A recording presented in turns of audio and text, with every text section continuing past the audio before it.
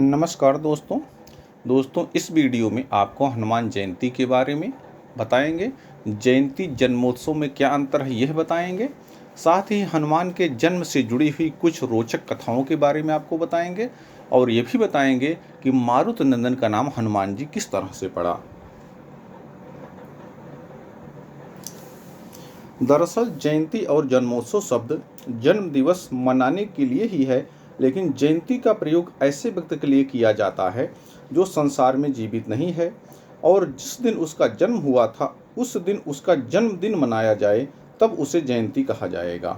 वहीं भगवान हनुमान को तो कलयुग में संसार का जीवित या जागृत देवता माना गया है। धर्मशास्त्रों के अनुसार भगवान हनुमान को प्रभु राम ने अमर होने का वरदान दिया था। तब से ही हनुमान जी ने गंधमादन पर्वत निवास बनाया और इसी स्थान पर कलयुग में धर्म के रक्षक के रूप में निवास करते हैं। इसलिए हनुमान जी के जन्मदिन की तिथि को जयंती नहीं बल्कि जन्मोत्सव कहा जाता है या कहना चाहिए। हनुमान जयंती से जुड़ी हुई कथा।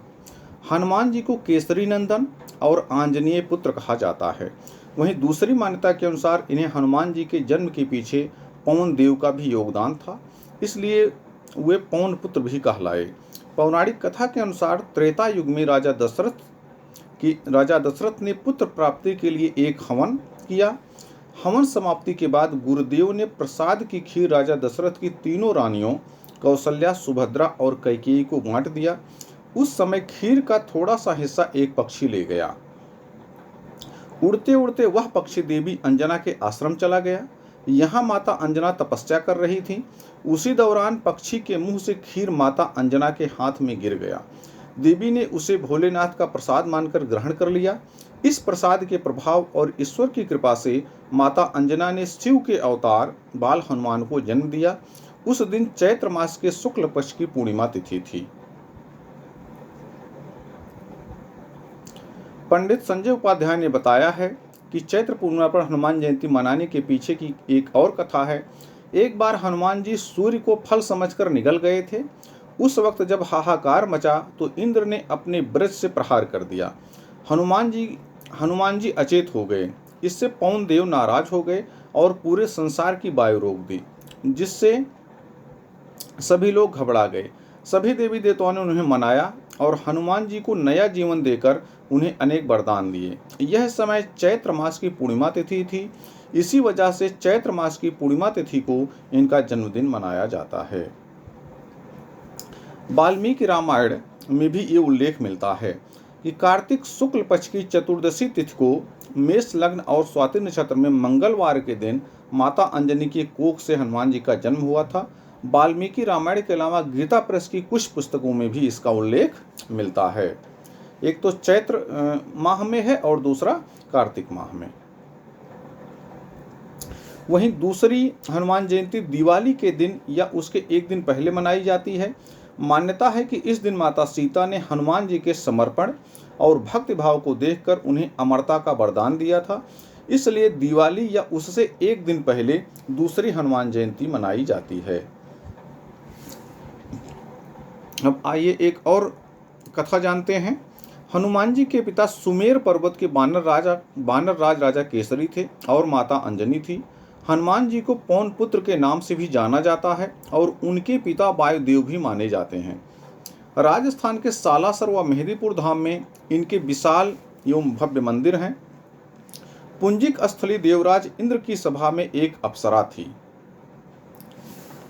एक बार जब दुर्वासा ऋषि इंद्र की सभा में उपस्थित थे तब अप्सरा पुंजिक स्थली बार बार अंदर बाहर आ जा रही थी। इससे गुस्सा होकर ऋषि दुर्वासा ने उसे बानरी हो जाने का शाप दे दिया। पुंजिक स्थली ने क्षमा मांगी तो ऋषि ने इच्छानुसार रूप धारण करने का वर भी उसे दिया। कुछ वर्षों बाद पुंजिक स्थली ने बानर श्रेष्ठ बीरज की पत्नी के गर्भ से बानरी रूप में जन्म लिया। उसका नाम अंजनी रखा गया। विवाह योग्य होने पर पिता ने अपनी सुंदर पुत्री का विवाह महान पराक्रमी कवि शिरोमणि वानरराज केसरी से कर दिया। इस रूप में पुंजिक स्थली माता अंजनी कहलाई। एक बार घूमते हुए वानरराज केसरी प्रभास तीर्थ के निकट पहुंचे। उन्होंने देखा कि बहुत से ऋषि वहां आए हुए हैं। कुछ साधु किनारे पर आसन लगाकर पूजा अर्चना कर रहे थे। उसी समय वहां एक विशाल हाथी आ गया और उसने ऋषियों को मारना प्रारंभ कर दिया। ऋषि भारद्वाज आसन पर शांत होकर बैठे हुए थे। वह दुष्ट हाथी उनकी ओर झपटा। पास के पर्वत शिखर से केसरी ने हाथी को यूं उत्पात मचाते देखा तो उन्होंने बलपूर्वक उसके बड़े बड़े दांत उखाड़ दिए और उसे मार डाला। हाथी के मारे जाने पर प्रसन्न होकर ऋषियों ने कहा, वर मांगो वानरराज। केसरी ने वरदान मांगा, प्रभु, इच्छानुसार रूप धारण करने वाला, पवन के समान पराक्रमी तथा रुद्र के समान पुत्र आप मुझे प्रदान करें। ऋषियों ने तथास्तु कहा और वो चले गए।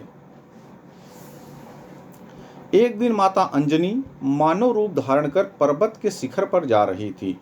वह डूबते हुए सूरज की खूबसूरती को निहार रही थी।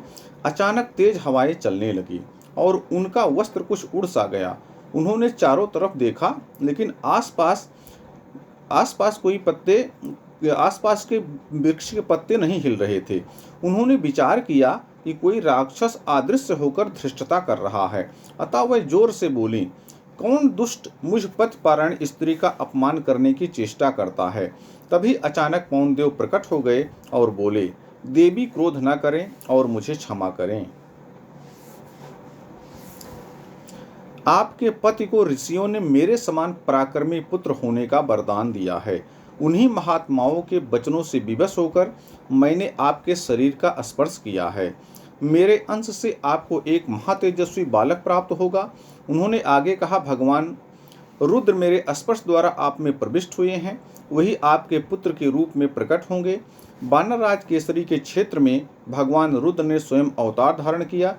इस तरह श्री रामदूत हनुमान जी ने वानरराज केसरी के यहाँ जन्म लिया। आइए अब जानते हैं मारुति कैसे बन गए हनुमान।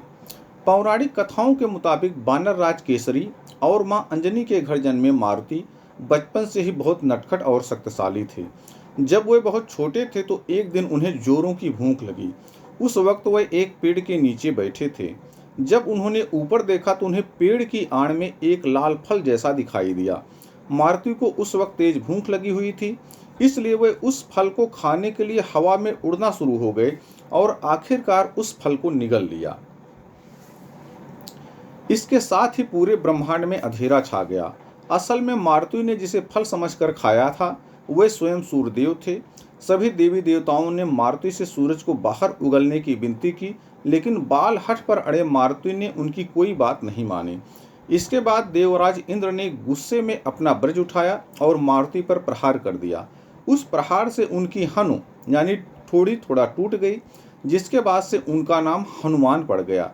इस घटना का वर्णन हनुमान चालीसा में भी किया गया है।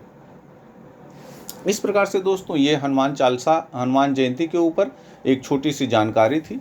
इस पूरे वीडियो को देखने के लिए आपका बहुत बहुत धन्यवाद। और दोस्तों यदि आपने अभी हमारे चैनल को सब्सक्राइब नहीं किया है तो सब्सक्राइब कर दीजिए, लाइक कर दीजिए। इससे आपका कुछ नहीं जाएगा, लेकिन मुझे थोड़ा सा मोटिवेशन मिलेगा और इस तरह के और वीडियो मैं आपके लिए बनाता रहूँगा। बहुत बहुत धन्यवाद।